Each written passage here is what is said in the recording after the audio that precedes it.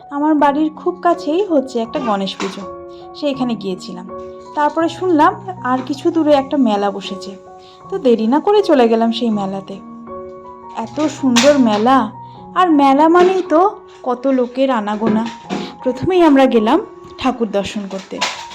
ঠাকুরকে দর্শন করে ঠাকুরের কাছে সবার সুস্থতা কামনা করে আমরা এবার এলাম মেলাতে।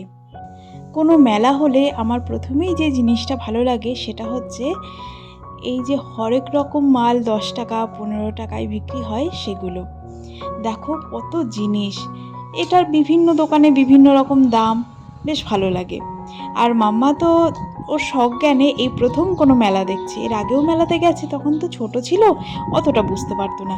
কিন্তু এখন মেলায় গিয়ে কোনটা ছেড়ে কোনটা দেখবে আর কোনটা নেবে, সে পারলে তো পুরো মেলায় উঠিয়ে নিয়ে বাড়ি চলে আসে। তাই জন্য ওকে ছেড়ে দিয়েছি, ও নিজে নিজে ঘুরুক দেখুক। এই মেলাতে আমি প্রথমবার এলাম, এর আগেও অনেকবার আসার কথা হয়েছিল কিন্তু আসতে পারিনি। তবে কালকে থেকে শুনছি বৃষ্টি হবে, তাই জন্য আগেভাগেই একটুখানি ঘুরে নিচ্ছি। যেহেতু মেলায় আসার কোনো প্ল্যান ছিল না, সেই জন্য বাড়িতেই সব খাবার দাবার রান্না করে তারপরে ঘুরতে গিয়েছিলাম। যেহেতু বাড়িতে খাবার দাবার ছিল সেই জন্য বাইরে থেকে আর কিছু খাইনি, ঘুরে চলে এসেছি।